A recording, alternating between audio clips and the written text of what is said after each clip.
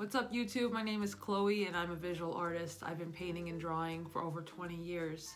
And today we're going to be looking at some shells that I painted from the beach. I painted these shells. My dad actually brought me these shells from Long Island. He was out there last week. They got them big shells on Long Island. Nice, big, hand-sized shells. I started painting shells last year in Boston. My friend lives by the beach in Boston. And we will walk around the beach, Peter Luger, my favorite steakhouse, and collect shells and paint them and then leave them out for people to find. So just so that they can have like a crazy cool day. Like, oh my God, look what I found on the beach. And then it just took off. Like, it just became like a thing.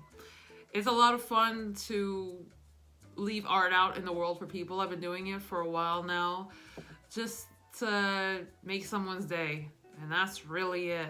I used to put my Instagram handle on the back of the shells, so that this is just my signature, see Fishback, so that when people would find the shells, they could like look me up on Instagram and stuff. But I don't do that anymore because I'm done with Instagram. One of the reasons I'm making this channel right now is because I'm done with Instagram. The terms and conditions are freaking crazy.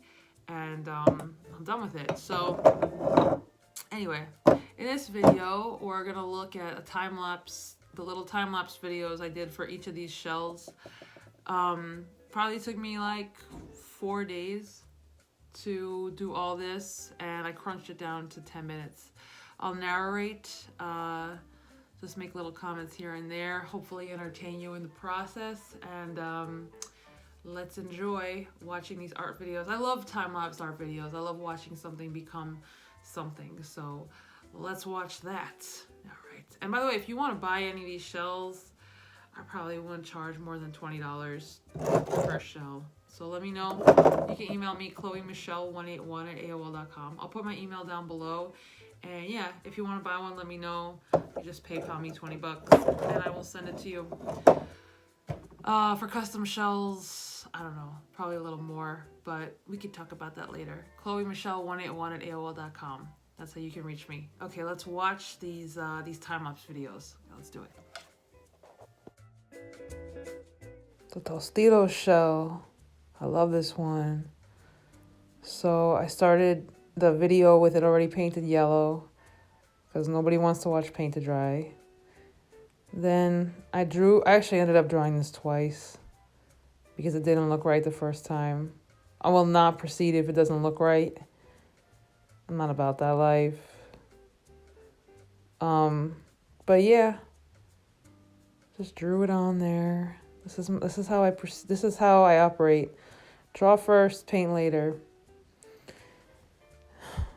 It's so satisfying to see the black go on, the light yellow. Or the bright yellow, that red tomato, that garlic, that disgusting freaking green pepper. I hate green peppers. And then we did the white highlight around. Tostitos, so freaking cool. Lisa Frank shell. I used to love Lisa Frank when I was a kid. She had the best shit. So again, drawing first and painting second. Yup. When I go into paint, I've already got all my paint mixed and ready to go. You got to prepare beforehand. You can't go in naked. You got to prepare your palette. Otherwise, you're going to be fucked. Oh, Dunkin' Donuts, my favorite coffee. So this was a real labor of love right here. Dunkin' Donuts. Again, drawing it on first.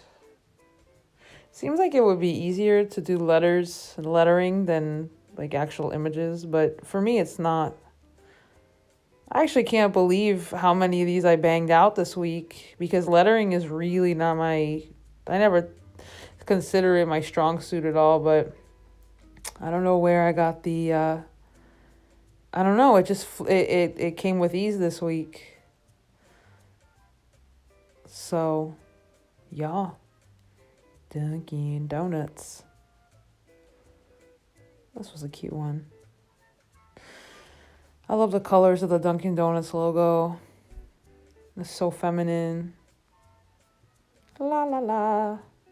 When it's totally dry, I take an eraser to it to get those last marks off, and then it looks as polished as possible. Cafe Bustelo, my favorite coffee, my favorite espresso. Yeah. Cafe Bustelo. This logo isn't really that cool. It's just so iconic that I painted it. Plus, I see it every single day. So, it was cool to me. The idea of painting it was cool, but the actual logo is kind of ugly.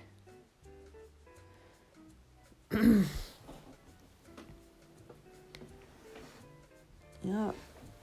There you go. There's that blue lettering. And the F has a little space right there.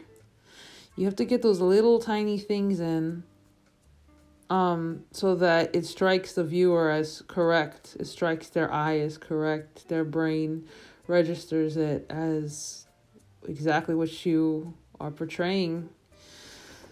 Without those little things, it's not going to happen. So, there's that. That looks so cool. Imagine finding that in Miami. Stewart's. They have Stewart's around where I'm living right now. This shell was a major pain in the ass. And this was like the third, fourth incarnation of it. I had to get the lettering. The lettering was just so... Plus that like red, that deep red on the background was very shiny and very difficult to draw on. I ended up not really drawing on it and just kind of going in with the paint from the jump, which is not how I usually proceed, so it was more difficult than usual, but it came out good. I'm proud. If it doesn't come out well, like if it doesn't get a passing grade, you'll never see it. The Godfather. This was a cool shell. The G is kind of messed up, but good enough. Passing, it gets a passing grade. And you see, I had to erase once. I think I ended up erasing a few times actually. It has to look right, people. It's got to be the right proportions. Just got to plan it out first before you go in with the detail. Now, if you're learning to draw, this is the most important tip I can ever tell anybody that's learning to draw. Detail last. Map your whole thing out first. Map it out. Make sure that that it's mapped in a way that the proportions are going to be right. And then proceed. South Park, one of my favorite shows. The realest show on television. So this isn't a logo. I just Googled South Park, and this was one of the first images that came up. Kyle's hat was too big. I ended up having to, after I painted, I ended up having to shrink it, which is not an ideal time to have to adjust anything.